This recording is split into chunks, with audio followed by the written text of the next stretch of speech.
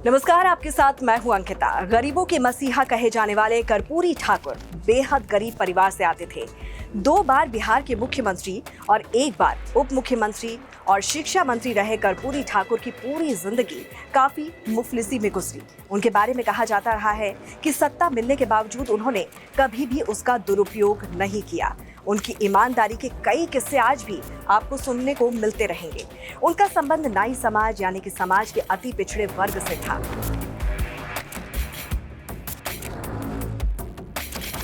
बिहार की राजनीति के कद्दावर चेहरे रहे कर्पूरी ठाकुर को उनकी सादगी, सरलता और मीठी बोली के लिए जाना जाता है। जो बड़े ओहदे के बावजूद छोटी झोपड़ी में रहते थे, जो गाड़ी नहीं रहने पर रिक्शा से चल सकते थे, बीच रास्ते में कार पंचर हो जाने पर ट्रक से लिफ्ट लेकर आगे जा सकते थे। ये कोई फिल्मी कहानी नहीं है, बल्कि 100% सच ये कर्पूरी ठाकुर की कहानी है। कर्पूरी ठाकुर की जिंदगी से जुड़ी कई ऐसे रोचक किस्से हैं जो उनकी सादगी, उनकी सरलता को बयां करते हैं। कहा जाता है कि कर्पूरी ठाकुर दशकों तक राजनीति में सक्रिय रहे, कई बार के विधायक रहे, डिप्टी सीएम बने, 2 बार मुख्यमंत्री रहे, लेकिन वो हमेशा से जनता के नेता की तरह ही रहे और एक जन साधारण की तरह ही पूरा जीवन जिया।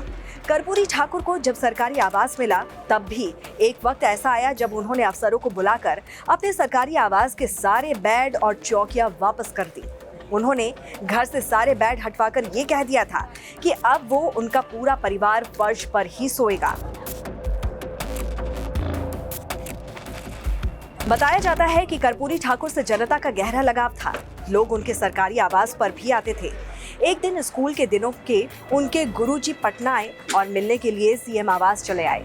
उस दिन गुरुजी को उनके आवास पर ही ठहरना था। उन्हें ठहरने के लिए घर के ही एक शख्स को अपना बिस्तर खाली करना पड़ा था। जिसे बिस्तर खाली करना पड़ा, वो झल्ला उठा। गुरुजी रुके और उसे बिस्तर पर सोए। अगले दिन गुरुजी के घर से जाते ही कर्पूरी ठाकुर को घर के शख्स के झल्लाने की बात पता चली।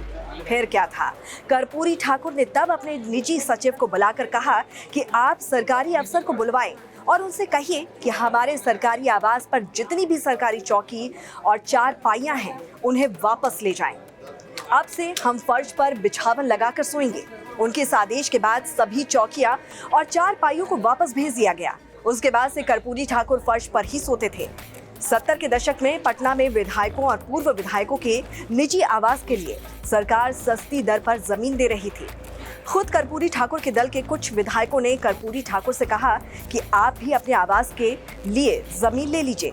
तब के एक विधायक ने उनसे ये भी कहा था कि जमीन ले लीजिए, आप भले ही नहीं रहे, लेकिन भविष्य में आपका बाल बच्चा कहाँ रहेगा। कर्पूरी ठाकुर ने जवाब में कहा कि अपने गांव में रहेगा। कर्पूरी ठाकुर के पुत्र और राज्यसभा सांसद रामनाथ ठाकुर बताते हैं कि एक बार समस्तीपुर में एक कार्यक्रम में कर्पूरी ठाकुर को शामिल होना था। उस समय वो राज्य के मुख्यमंत्री थे। हेलीकॉप्टर से वो दूधपुरा हवाई अड्डे पर समय पर पहुंचे तो देखा कि उन्हें रिसीव करने ना तो जिला अधिकारी आए और ना ही कोई अन्य प्रशासनिक पदाधिकारी। तब वो रिक्शे पर बैठे और कार्यक्रम स्थल की ओर चल दिए।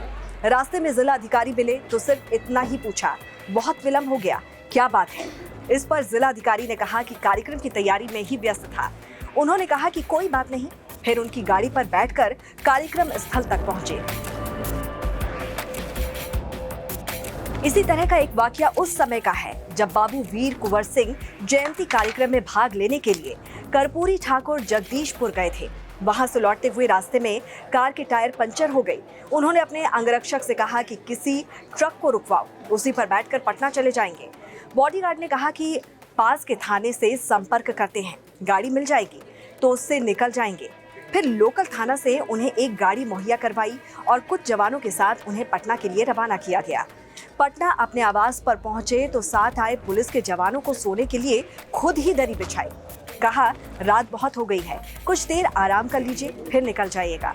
कर्पूरी बाबू की सादगी का एक और लोकप्रिय किस्सा 1977 का है, जब वो बिहार के मुख्यमंत्री बने थे। तब केंद्र और बिहार में जनता सरकार सत्ता में थी। उस समय जनता पार्टी के नेता लोकनायक जयप्रकाश नारायण यानी कि जेपी के जन्मदिन के लिए कई नेता पटना में इकट्ठा हुए। उसमें शामिल मुख्यमंत्री कर्पूरी ठाकुर का कुर्ता फट गया था। ऐसे में चंद्रशेखर जी ने अपने अनूठे अंदाज में लोगों से कुछ पैसे दान करने की अपील की ताकि कर्पूरी जी नया कुर्ता खरीद सकें। उन्होंने पैसा तो स्वीकार कर लिया, लेकिन उसे मुख्यमंत्री राहत कोष में दान कर दिया।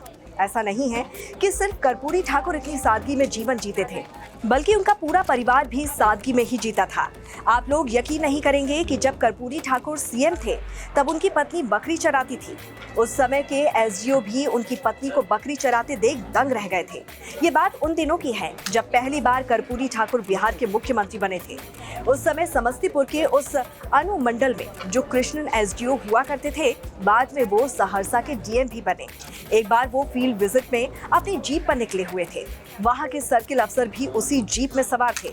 अचानक सीओ साहब ने एसडीओ साहब को कहा कि सर, खेत में जो महिला जो बकरी के साथ जा रही है वो सीएम कर्पूरी ठाकुर की पत्नी है। एसडीओ साहब को यकीन तो नहीं हुआ, साथ में वो सीओ साहब पर गुस्सा भी हो गए। सीओ को चेतावनी भरे स्वर में कहा कि अगर तुम्हारी बात गलत हुई तो तुम्हारी खैर नहीं। उनकी बातों से सीओ साहब भी सहम गए। गाड़ी रोकी गई और एसडीओ साहब ने खुद उस महिला का परिचय पूछा और वो महिला मिसेस कर्पूरी ठाकुर ही निकली। कर्पूरी ठाकुर जब मुख्यमंत्री पद से हट गए तो वो नहीं चाहते थे कि उनके परिजन उनके साथ पटना में रहें। उनकी आय सीमित थी, इसीलिए उन्होंने अपने परिजनों से कहा कि सभी लोग पैतृक गांव पितौंझिया चले जाएं और उनके आदेश का पालन करते हुए सभी परिजन गांव वापस चले गए। गांव में उनका पारिवारिक पेशा नाई का ही था। उनके पिता गोकुल ठाकुर उनके मुख्यमंत्री रहने के बावजूद जातिगत पेशा करते थे। कर्पूरी ठाकुर ने भी कभी अपने पिता को ये काम करने से नहीं रोका, बल्कि उसे और बढ़ावा दिया। 1988 में जब कर्पूरी ठाकुर का निधन हुआ तो कई नेता श्रद्धांजलि देने उनके गांव पितौंझिया गए।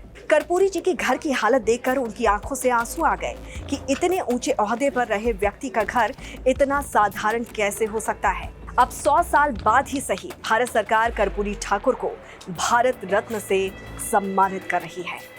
नमस्कार।